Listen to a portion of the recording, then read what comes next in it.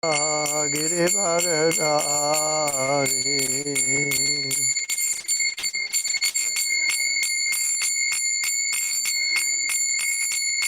Yasodanandana Brajadanaranjana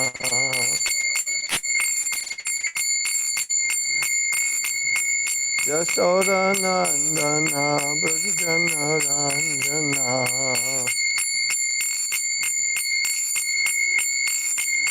Yamunatira Vanachari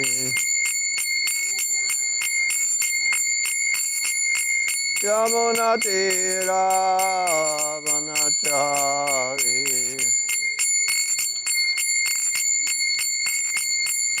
Jaya Radha Madhava Kunja Bihari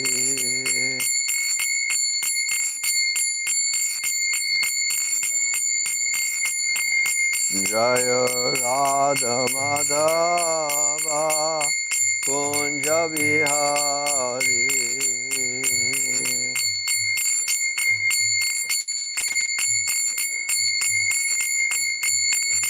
Hare Krishna, Krishna Krishna, Hare Hare, Hare Rama, Rama Rama, Hare Hare.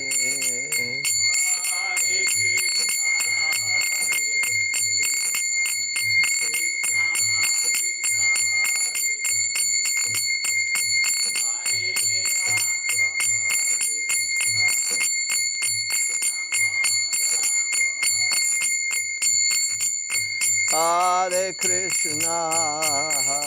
Krishna, Krishna Krishna, Hare Hare, Hare Rama, Rama Rama, Hare Hare.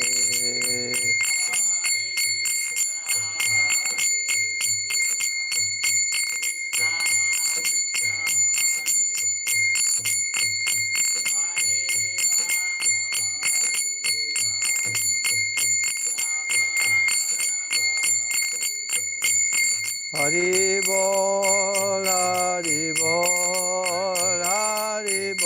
Nitai Gora Hari Bol.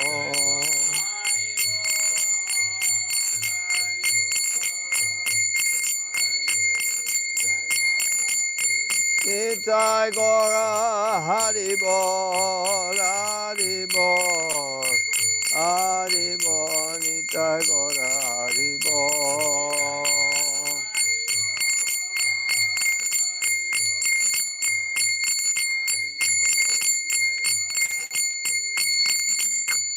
Jaya Prabhupada, Jaya Prabhupada, Jaya Prabhupada, Jaya Prabhupada.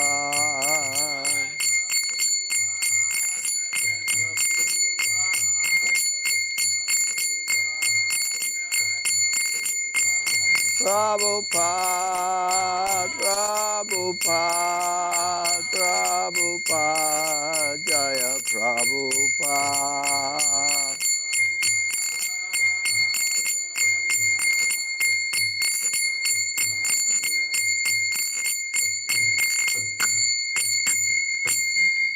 Srila Prabhupada ki jai, Srimad Bhagavad Gita ki jai, Gaur Premanandi. Om Ajnanatimidandasya Ganajana Shalakaya Chakshur Militam Jena Tajmai Shri Gurave Namaha. Shri Chaitanya Manobishtam Stapitam Yena Bhutale Swayam Rupa Kadamayam Dadati Swapadantikam.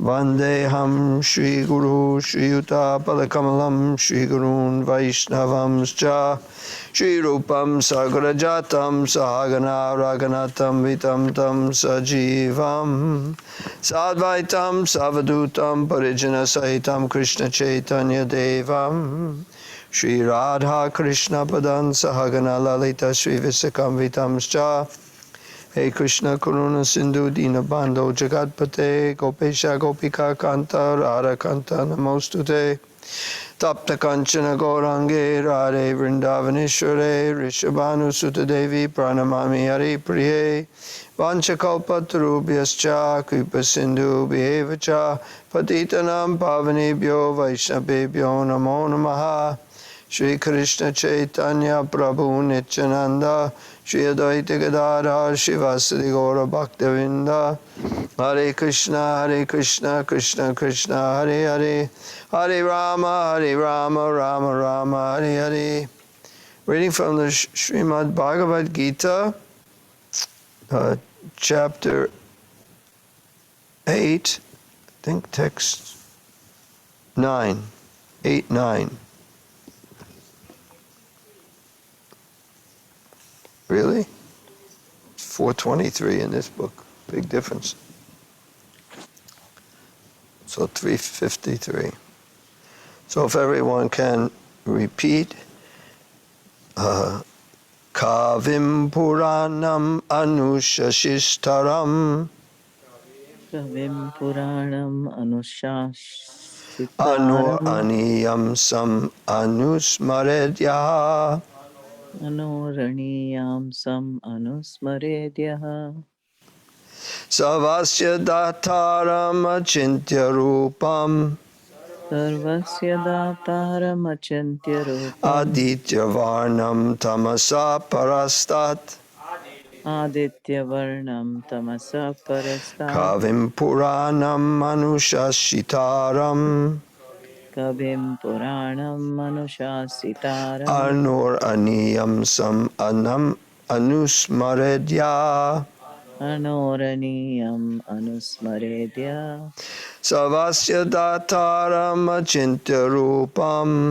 Sarvasya Dataram Achintya Rupam Adityam Varnam Tamasa Pravarstat Aditya Varnam Tamasa Parastat Kavim Puranam Anushashitaram Kavim Puranam Manushasitaram Anur Aniyam Sam Anusmaredyaha Anoraniyam Samanusmaredyaha Savasya Dataram Achintya Rupam Sarvasya Dataram Achintya Rupam Aditya Varnam Tamasa Parastat. Aditya Varnam Tamasa Parastat Chant. Kavim Puranam Puranam Anushasitaram Manushasitaram Anurniyam Anuriyam Samanusmaredyaha Savasya Dataram Achintya Rupam Rupam Aditya Varnam Dityavarnam Tamasa Tamasa Parastat Parastat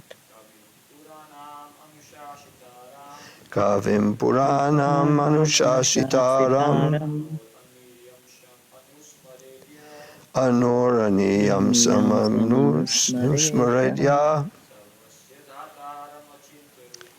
Savasya Dataram Asya Achintya Rupam Rupam Aditya Varnam Dityavarnam Tamasa Tamasa Parastat. Parastat Anyone else want to try it? Kavim Puranam Puranam Manushasitaram Manushasitaram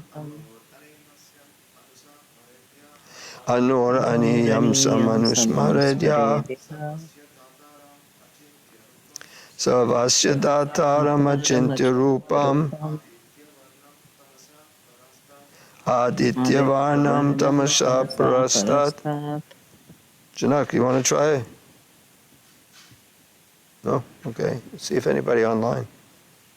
Kavim Puranam Manushasitaram Kavim Purana Manushasitaram Anoraniyam Samanusmaredya Anoraniyam Samanushmaredya Sarvasya Dataram Achintya Rupam Savasya Dataram Achintya Rupam Aditya Varnam Tamasa Parastat Aditya Varnam Tamasa Parastat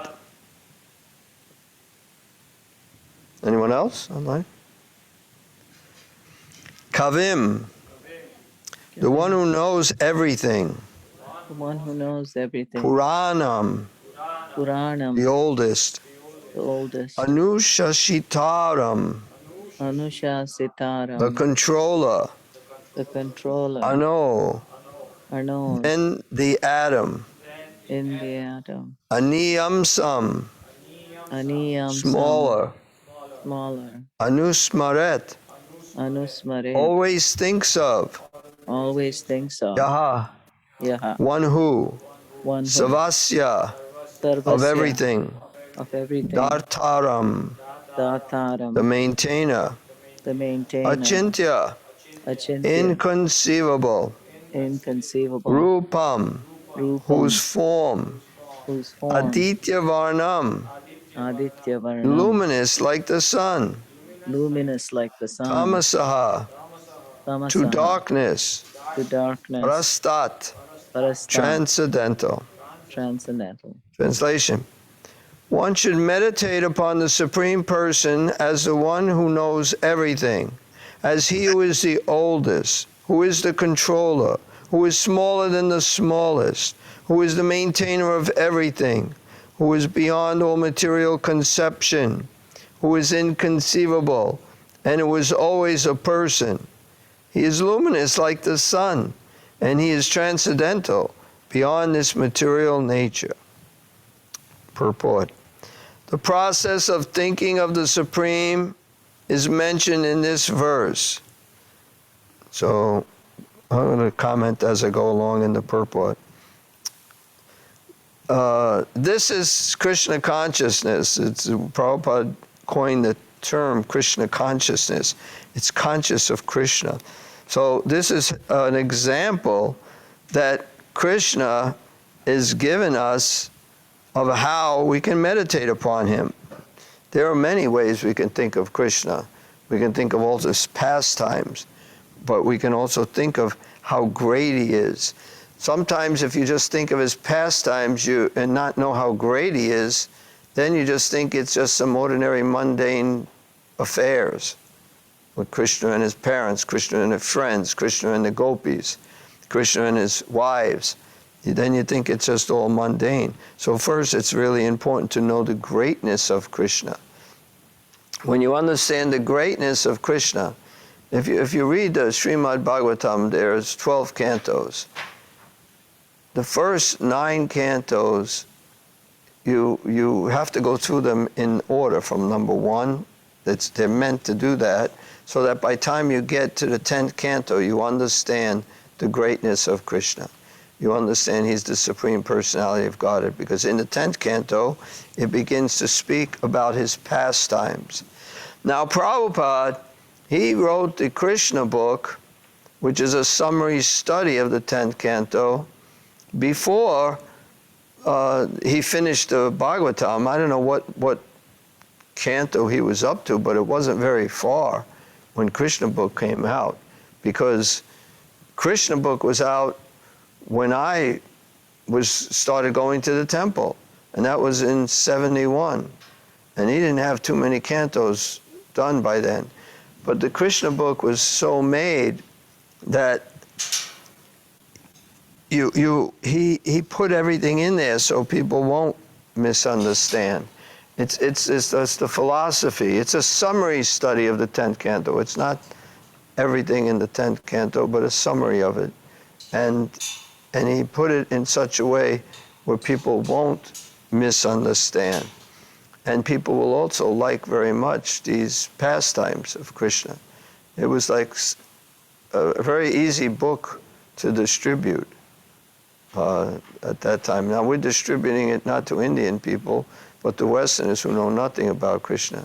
I remember once we were distributing Krishna books, and apparently one girl got a book, and then she came back the next day trying to find us, because we don't stay in one place. It's not like we have a store. We just go out, and we happened to go there the second day. We were still there, and she wanted the rest of the books because that was only one volume. She wanted the other volumes or whatever. If there was, I think at that time there was only 2 volumes to the Krishna book.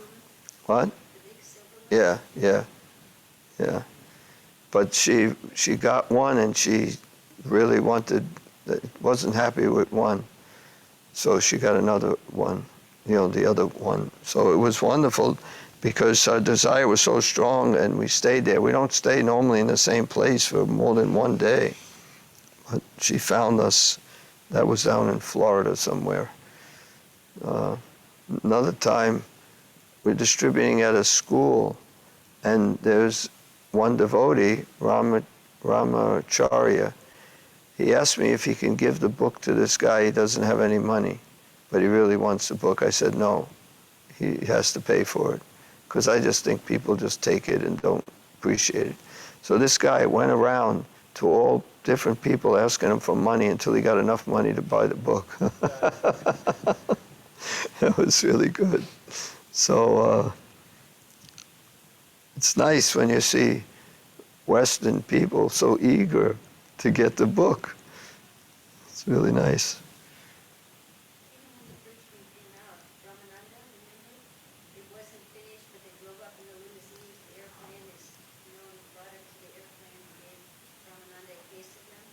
Yeah, the first case that was made. He said he was sitting next to a businessman, and asked him what he had, and he showed him, and he bought one right there. Yeah. And then when he gets there, The man is a big businessman sitting next to him. A limousine pulls up, the airplane, they stop, they let these people out of the limousine, they come on, and they give him a case of books, and then they leave. And he's sitting next to this, what's this, He's such an important thing, they give it to him. And that was the first Krishna book that was sold. Yeah. He asked how much, and he bought it for I think $10. 20? I think 10 was the price we were selling them for, maybe 5 even. But maybe 20. But anyway, he was a businessman. But that was the first book sold. Yeah, they were really nice. It was pretty impressive. But anyway, so the Krishna book also, we can think of these stories. We used to say, when I was in New York, because in New York it's an expression, I don't know if it's an expression everywhere, it's like you take a sip, you want a sip of water or a sip of this. So we used to say, give me a sip, because if somebody's drinking something, then they give you a sip. So we used to say, you could take a sip of Krishna. Service, instructions, or pastimes. If you're thinking of any of these things, that's Krishna conscious. So if you're thinking of your service, how can you do your service better for pleasing Krishna, what you can do to improve, that's Krishna conscious. If you're thinking of the instructions of, no meat eating, no illicit sex, I'm not going to do these things, chant 16 rounds minimum, or any instruction, there's so many instructions. This is an instruction how we can meditate on the Supreme. We think of this instruction. The Bhagavad Gita is full of instructions. So if we're thinking of that, that's also Krishna conscious. And if we're thinking of Krishna's pastime, so you take a sip of Krishna. So the process of thinking of the Supreme is mentioned in this verse. Now I'll go over it one more time. This is how we can meditate on the Supreme. Meditate on the Supreme Person. It also says person. As the one who knows everything. So someone might think, oh, he's just a know-it-all. Nobody likes him. He's just a know-it-all. But he knows everything, but everybody likes him. You can't help but like him. Although there are some demons who really are envious of him because he knows everything. As he who is the oldest, he's the oldest, but he doesn't look old. He never looks older than a youth. Was it 25 years old is the most age is to. Who is the controller? Like we're all controllers, but he's the controller of everything and everyone. He's the supreme controller. who is smaller than the smallest. Oh, he's just some tiny, insignificant thing. No, he's smaller than the smallest, he's bigger than the biggest, he's everywhere in between. But it's smaller than the smallest, he's everywhere. He's in every atom, he's in between every atom. Who is the maintainer of everything. That's a mode of goodness, to maintain. To create is the mode of passion. To destroy is the mode of ignorance. To maintain is the mode of goodness. And he maintains everything. Who is beyond all material conception. Now we can only have material conceptions because we have these material bodies, we're in this material world, so we can conceive of things materially, but he's beyond these things. He can reveal himself to us, so we can actually see him face to face, we can talk to him. But that's beyond the material conceptions. We have to become transcendental ourselves by meditating on him in these ways, and that way we can come to the point of actually seeing him. Who is inconceivable. You can't conceive of him. Inconceivable, but he can reveal himself to you. But you never know him in full, because he's always expanding. Even if you know him one moment, then in the next moment he's expanded. And who is always a person. Prabhupada puts a lot of things in these books to teach us that Krishna is a person. I was going to the temple for 3 weeks every Sunday, and I was reading Bhagavad Gita and Krishna book every single night for about a half hour each book, something like that. And then after 3 weeks of going to the temple, somebody said, Krishna's a person or something. I said, oh, you mean he's a person? God is a person? Yeah. Then it all made sense. I couldn't understand it because I was such an impersonalist. And then I found out God is a person. It not only made things easy to understand, but it also made things so much more wonderful, because having a personal relationship, even in the material world, is the best thing you can have.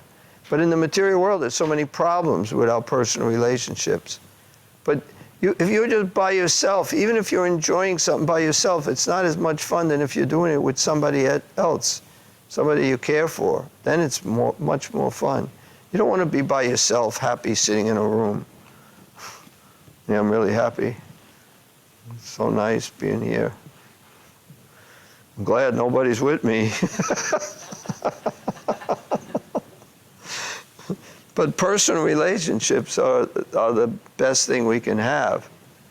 And it was so nice, but I was under this impression, being an impersonalist, that ultimately I did see that Brahman, or the impersonal aspect of the absolute truth, was greater than these material relationships. But then when I found out that you can have a transcendental relationship, that was like nothing can be better than that. Because in the material world, the relationships are great, but also problems. But in the spiritual world, the relationships are just great and get greater and greater. There are no problems. There may seem to be problems, like with Krishna and the demons. There may be appearance of it, but there's no real problems. Krishna always comes out victorious. There's no demons. And even now, when Krishna was here, when we're reading Krishna book, that's when he was on this planet. There's all these real demons who came to try to kill him and kill his family and kill his cows and kill his friends. But no one could succeed. But in the spiritual world, there aren't real demons. There's only devotees. But there's this idea of demons. There's a little fear comes, but Krishna's always there, so we don't have any fear. So now, the foremost point is that he is not impersonal or void. One cannot meditate on something impersonal or void. Can't meditate on something void. Meditate on nothing. You can't do that. Actually, I was talking to my sister today, and she just got this Alexa, and she's so happy. She had it for years. She bought one for me too. Never gave it to me because of COVID, but somebody just hooked it up or something. So I said, ask it to tell you a joke. So it told this joke. Let's see if anybody here gets it. It says that what is the best present you can get for a Zen Buddhist? Well, no. Did they say a Zen Buddhist? It wasn't a Zen Buddhist, but something like that. They said a house, because he always wants to live in the present.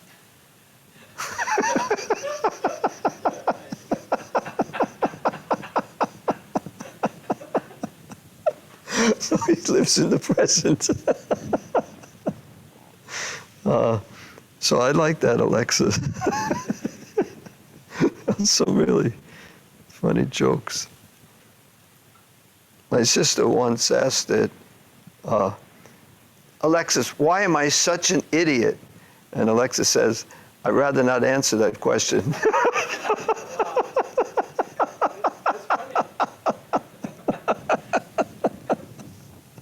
Yeah, so I hope I get mine soon. I may not have time for other things. Okay, so one cannot meditate on something impersonal or void. That is very difficult. I remember before being a devotee, I went to some Zen Buddhist temple or whatever it was, and they were teaching us how to meditate. And you just let your mind go blank. If there's things in your mind, you just let them flow by. And it's like, this flow never stops. You can't just have nothing in your mind. It just doesn't work. But I remember that was instruction.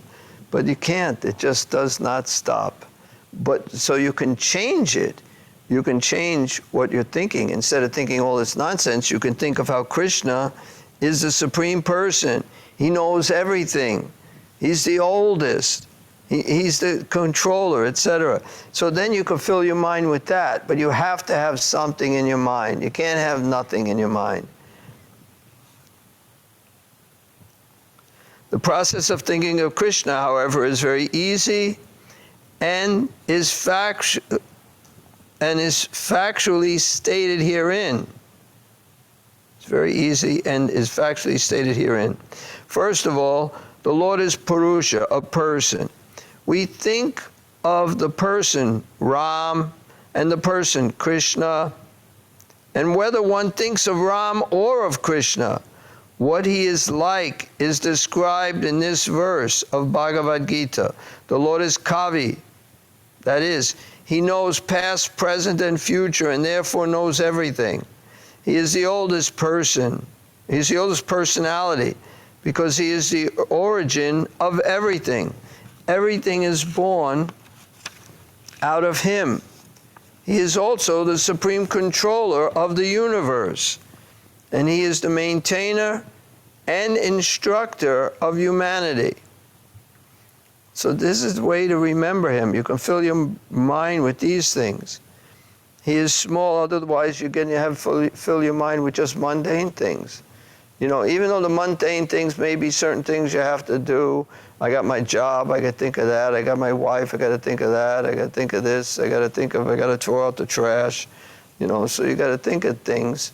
But even those things, if you could just fill your mind with Krishna, those things will just come like second nature. Just like when you're driving a car, you're not thinking, I got to drive, I got to turn the wheel, it's just second nature. You just know how to do it. And though when you first try it, you might have to be concentrating more on driving.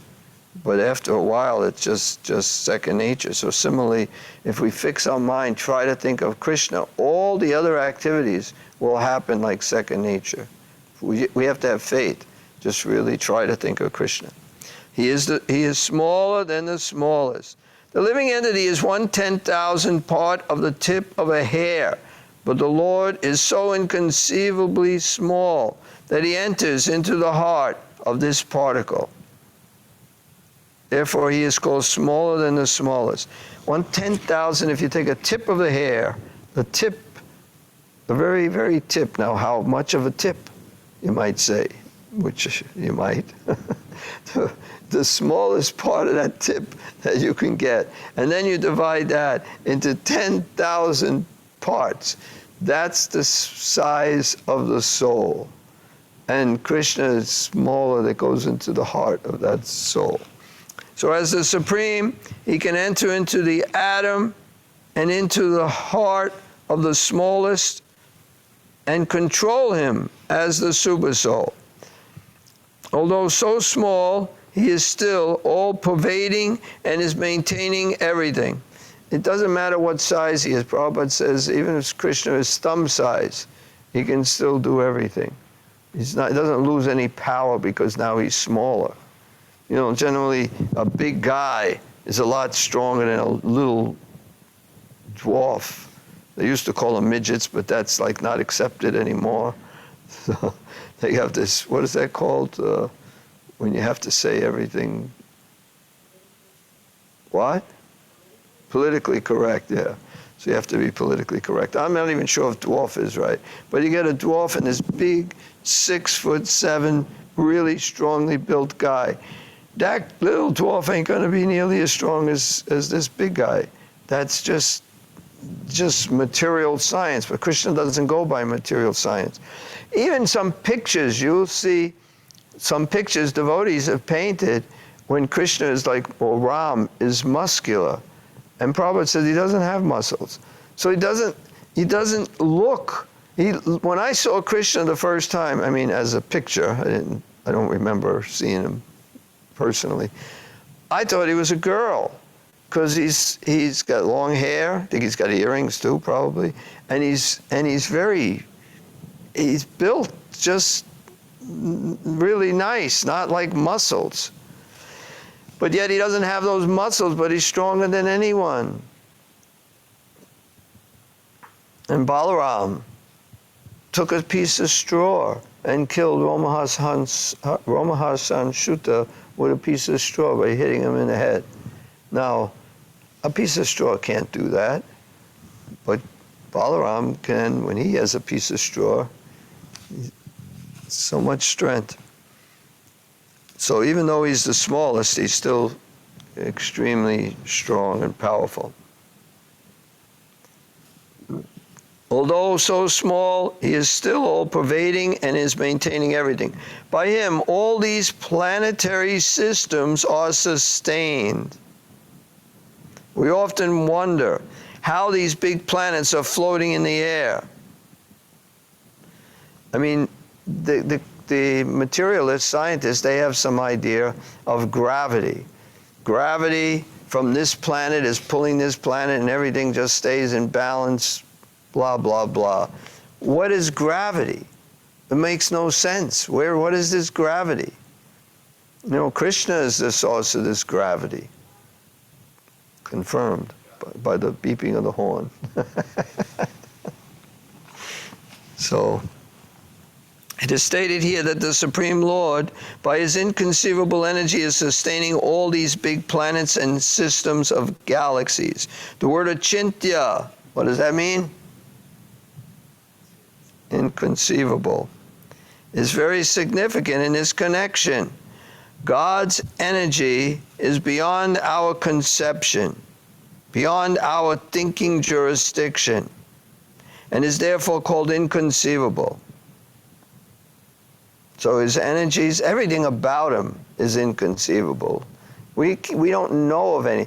We cannot try to understand with our little tiny brains someone who actually knows everything. You know, people may think Alexa knows everything. But I'm sure you can stump Alexa, but you can't stump Krishna. Yeah, we should ask that. Well, when I get mine, I will. Well, somebody has to help me hook it up.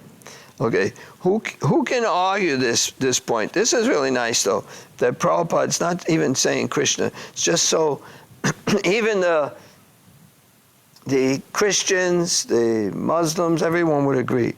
The word achintya, inconceivable, is very significant in this connection. God's energy is beyond our conception. It doesn't matter what religion you belong to.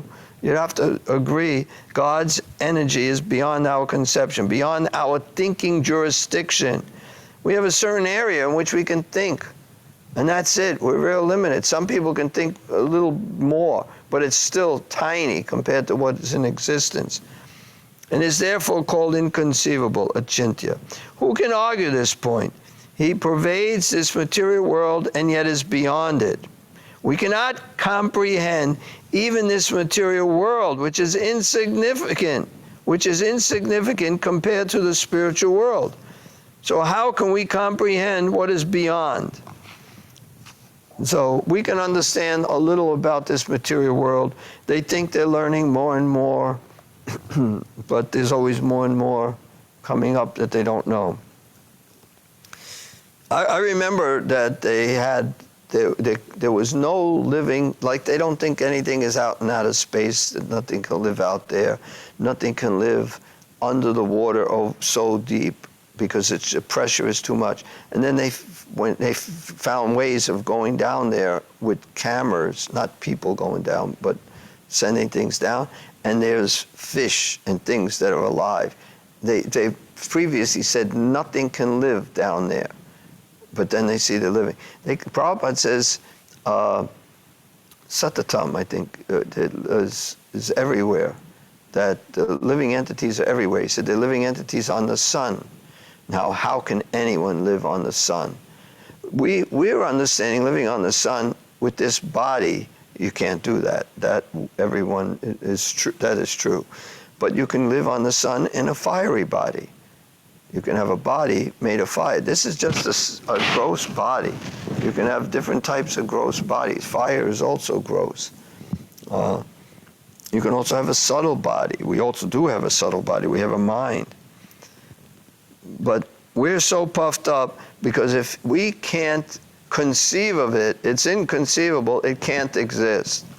It's just so proud. Okay. Achintya means that which is beyond this material world, that which our argument, logic, and philosophical speculation cannot touch, that which is inconceivable. Therefore, intelligent persons avoiding useless argument and speculation should accept what is stated in scriptures like the Vedas, Bhagavad Gita, and Srimad Bhagavatam, and follow the principles they set down. This will lead one to understanding. So you can't understand it anyway. You can't conceive of it. All you can do is accept it.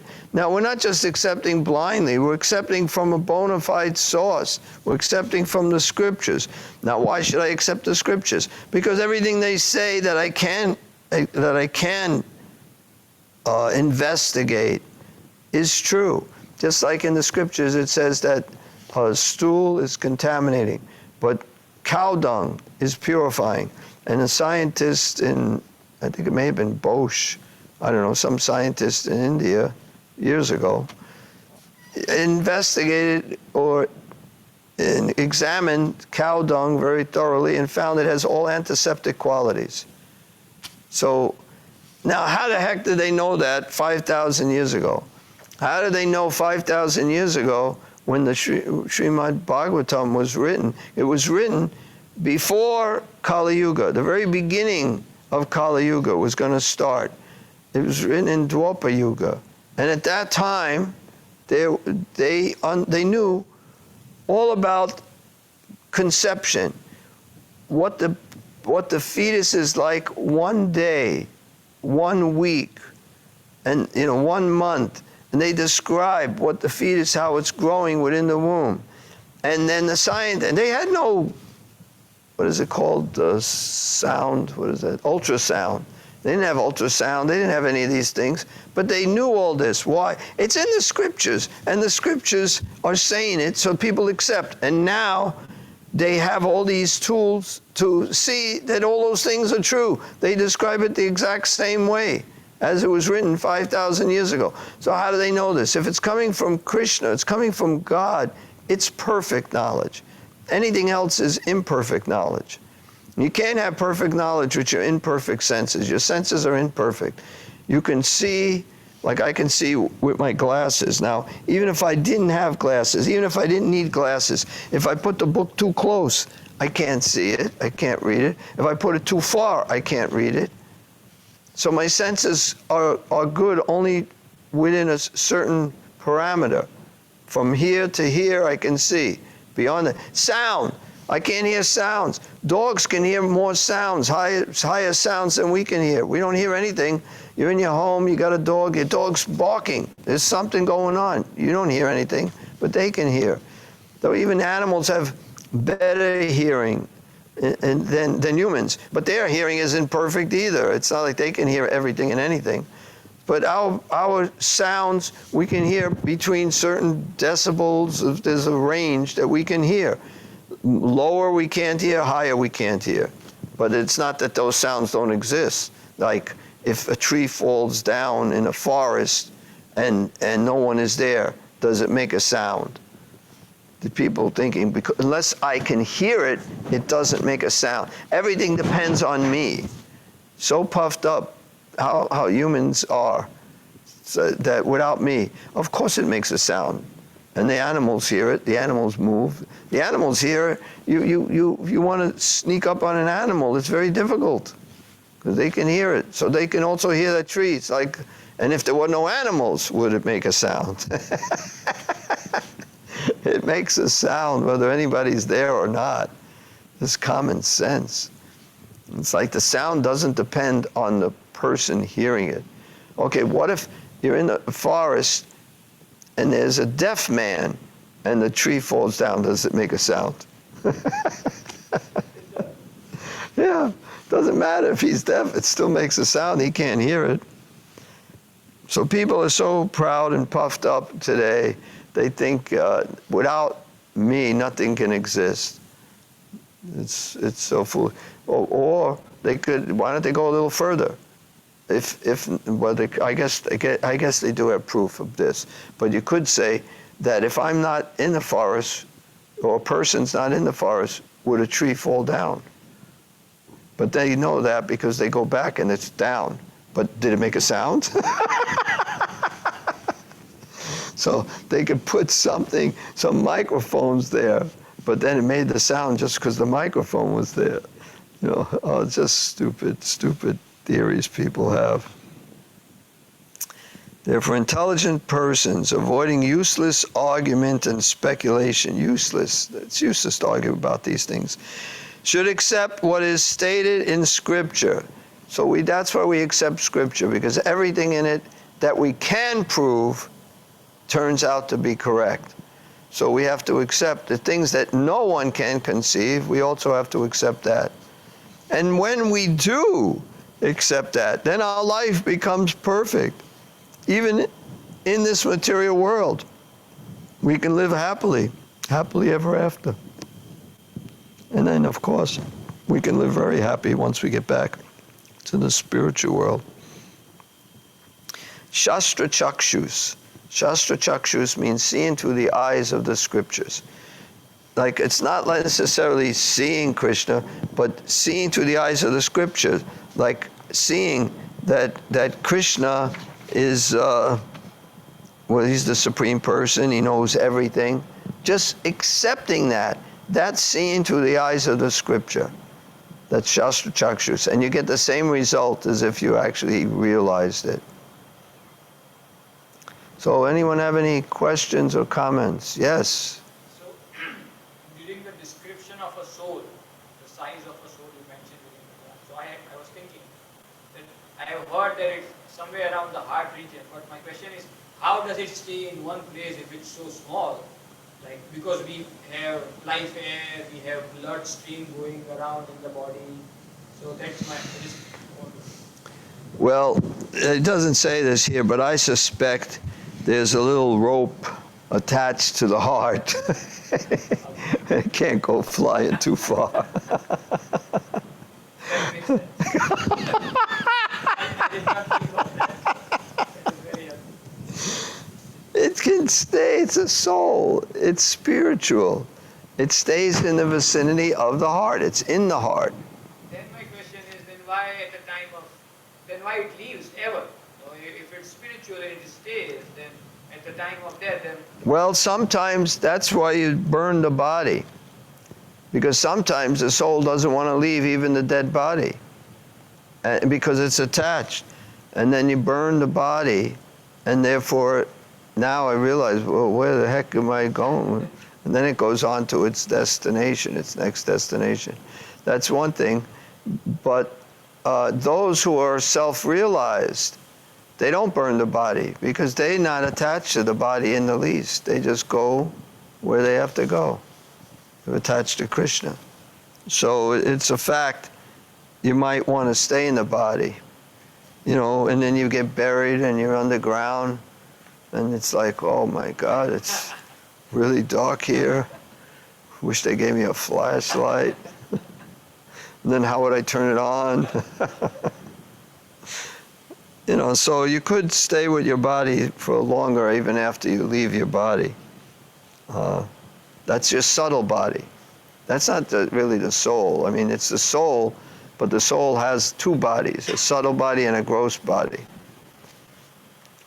So your subtle body may still stay. But why do you leave? Sometimes the Yamadutas, they come and take you. You don't have a choice. You can't fight with them. They're very, very powerful, very strong, very ugly, fierce, scary. Even if I learn martial arts during my lifetime, I cannot do anything. You could fight them, you could try it. It might work. They might leave you alone. What? Yeah, the dogs don't care. And those are much more ferocious dogs than any dogs we have here. Yeah.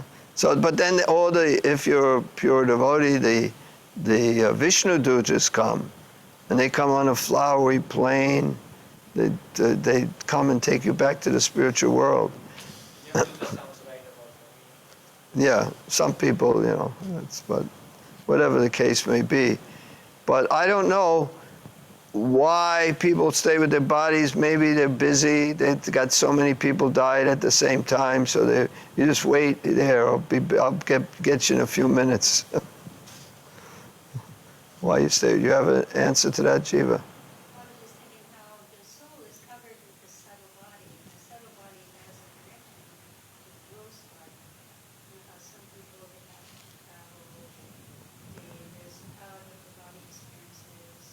Right, but then you're kind of What disconnected was with the the gross answer? body. Sorry, we couldn't hear. And there's this connection. That what? The body dies when there's the disconnection. Well, what about when you have your out-of-body experience? That's you and your subtle body are going somewhere else. But I thought there's some subtle connection. Yeah, there is. You're like on a string. It's like flying a kite. You go fly. Yeah, there's definitely a connection still. And people who die on the operating table sometimes are above, looking down and seeing what's going on. You know, then you. That subtle connection is your attachment. You're still attached to that gross body. Well, yeah, but you'll get forced to leave it whether you like it or not. But you don't have to give up your subtle body. That can go with you to your next body. Or does go with you to your next body. Subtle body is mind, intelligence, and false ego. So that Unless stays. you're liberated, right? Yeah, of course. Then you have a spiritual body. Then it's not. Yeah, you're not attached to that. Then you have a spiritual mind. And then you have my and a pure ego, Yes, real ego. real ego. You identify with who you are. Kwaku, you were asking some questions yesterday on this. Well, I have a different question, and this has been in my mind for a while. I just haven't had the opportunity to ask. Um, what what does Krishna is a person mean? I'm still finding it hard to grasp what the statement means in general. Someone, what does is a person mean? Is a person? Is it Well, like a you know what a person means? physical human being person? What I'm not trying to grasp the idea. No, but you know what a human person is, right? Physical body is where it starts with. Well, it's not physical, it's a spiritual body, but it looks physical. It Okay. looks like, just like if he came in this room, it's a completely transcendental body, completely spiritual. His body is made of Satchitananda. It says what's all the noise? What? Sorry, it's Kwaku Prabhu's He, background. he's still talking? No, but he was on mute. Oh. Anyway, Krishna's body is made of eternity, bliss, and knowledge. It says Satchitananda Vigraha. Vigraha is form. He has a form made of eternity, bliss, and knowledge. What do you know made of eternity, bliss, and knowledge? It's like nothing is made of that. But spiritually, because we can't conceive, we just went over inconceivable. Achyuta. Achintya. That it's inconceivable. What's achyuta? Infallible. He's also achyuta. But we can't conceive of that. But he has that. So just like we have a form made of blood and mucus and bile and skin and bones and hair, that's what our form is made of. It's all really horrible ingredients, not very nice. But then it's covered with a thin candy shell of skin, and it looks so nice. But Krishna's form is completely spiritual, but it's a form. And you have a relationship, and you have a form, a same kind of form. You also have a form made of eternity, bliss, and knowledge. If you don't have a form like we have now, you don't get cut, you don't bleed. We can't conceive of it, of the spiritual form. But there is form and there is personality. Krishna's a person. He has the most wonderful personality. He's very funny. He's clever. Actually, if you read the Nectar Devotion, there's 64 qualities that he has. Just so he's a genius, and it gives examples of how he is to all these things. So, form means he has you're a person.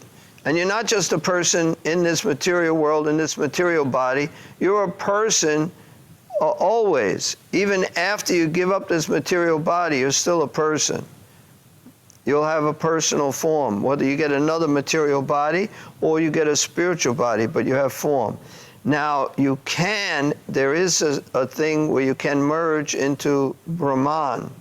Brahman is another aspect. It's Krishna's impersonal, all-pervading aspect. There's a verse in the Bhagavatam, Brahmeti Paramatmeti Bhagavaniti Shabhyate, that the Supreme Absolute Truth is known in three phases: Brahman, Paramatma, Bhagavan. Brahman is the all-pervasive energy. It's just all around us, all the time. It's everything, everywhere. And you can merge into that and give up your individuality, and it's considered spiritual suicide.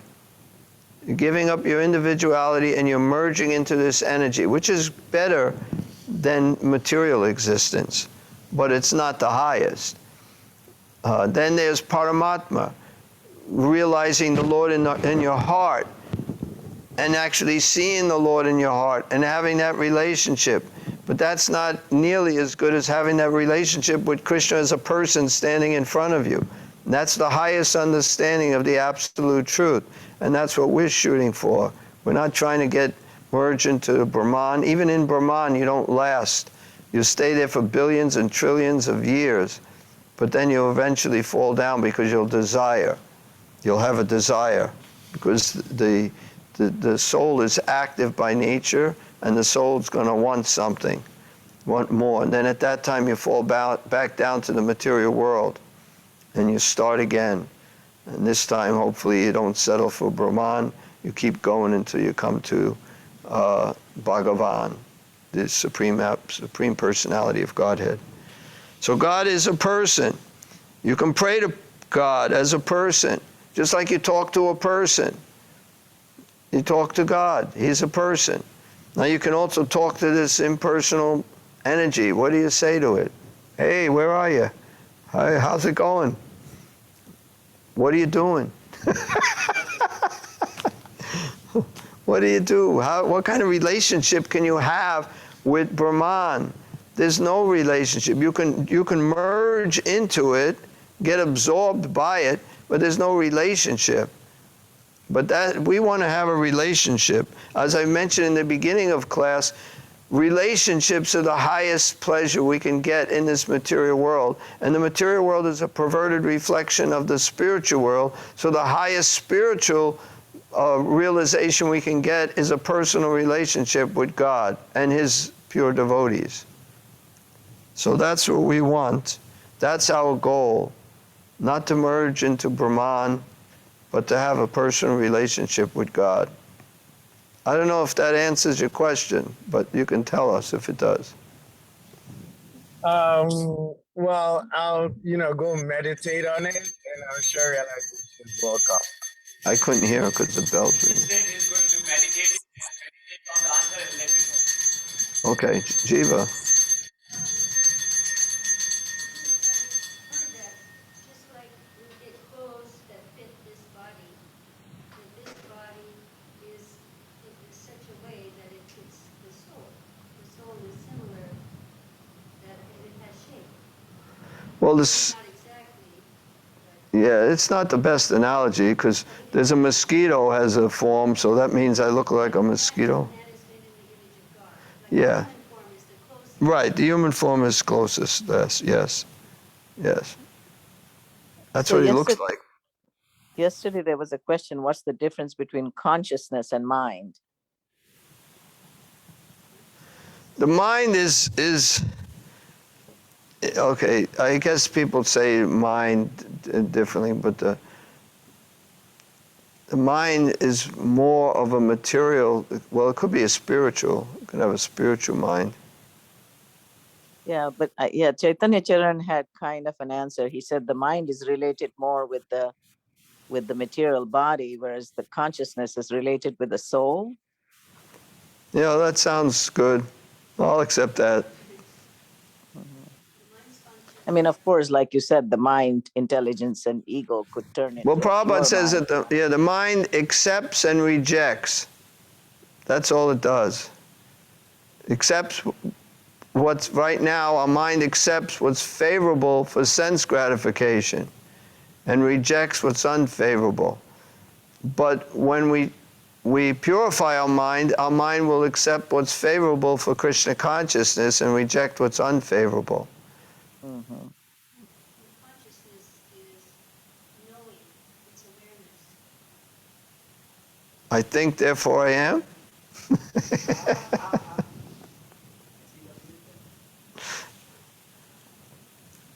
then the mind is more connected with the desires. The mind seems more like, well, there's the intelligence is above the mind. So the mind is, and we can understand the mind easier in the context of this material world and this material mind. What does the mind do? It's just a machine.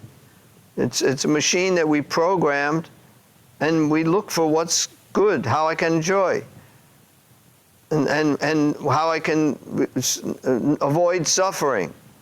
And the mind just analyzes all the things that we see and think and do, and what we think. That's what we think, how we think, why we think, what gives us pleasure. That's what it's just. It's like a computer, the mind. Yeah, it's an operating system. Yeah. You're the brain. So what's the mind? Has the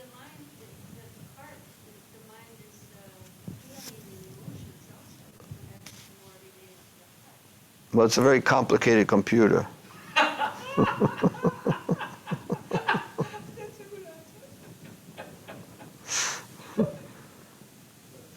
I mean, the brain, yeah, the brain is the hardware, but the mind is the software. I know a lot about computers. So maybe we can do it that way. But the mind is not conscious.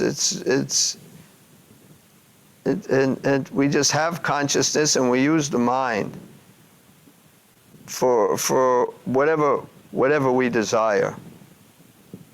And the mind just helps us to obtain what we desire. And if we become Krishna conscious, then we use the mind to figure out or to see what is favorable for devotional service, and accepting what's favorable, then the mind will do that. That's what we want to train our mind to do. But now spiritual mind, that's a whole other thing. I don't know if you don't have a brain like a machine. You're not a machine. You just have consciousness, and you just think favorably about Krishna. There's no question of any other type of thought in the spiritual body. Ganapati Govind, any enlightenment on this stuff? Yeah, did you hear our discussion? Yes, I was listening. So in the Gita, in the 15th chapter, Krishna talks about the mind. So Krishna says, "Mamayivamsho jiva loke jiva manha shashthani prakriti sthani karshati." So he says that the mind is like a sense. So he talks about 6 senses, which includes the mind. Yeah. And then later also in the same chapter, he talks about that how mind, all the senses are grouped about by the mind. That means Right. the mind controls all the senses. Right. It is like all our, it's a repository of our thoughts. And Can anybody hear him online? No.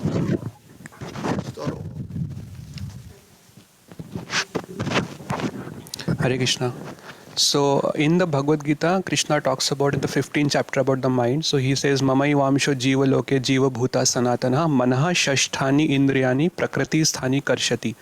So Manaha Shashthani Indriyani means there are 6 senses which includes the mind. So we know the 5 senses that are there, gross senses, but we also have a 6th sense which is the mind.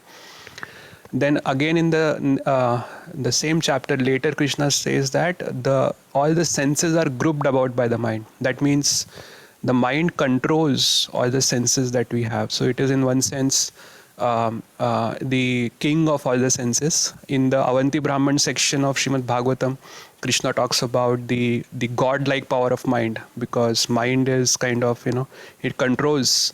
And but if we really understand, mind is like the repository of our thoughts, and all the activities of thinking, feeling, willing, all that comes from the mind. So that's how we can understand the mind. Of course, it's material. The soul, it is mentioned in the Bhagavad Gita, the consciousness is the defining energy of the soul. So consciousness is what defines the soul. The soul, when we are in the material body, the consciousness is routed through the mind. So whatever we are perceiving, that is not our real consciousness. We have chitta and chitta. So there are 2 different words. Chit means the chit shakti is the real consciousness of the soul, and chitta is what gets routed through the mind. So everything that we perceive in the material world, it is conditioned by our mind. So generally people are in different modes. So whatever modes we are in, that's how we'll perceive things. That's my understanding about mind and the difference between mind and consciousness.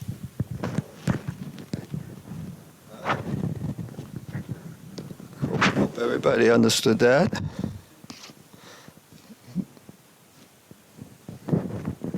Hope you're using your mind to listen carefully. Okay. Okay, I don't know, it's kind of late. Any other question? One last question if anybody has, otherwise we can end.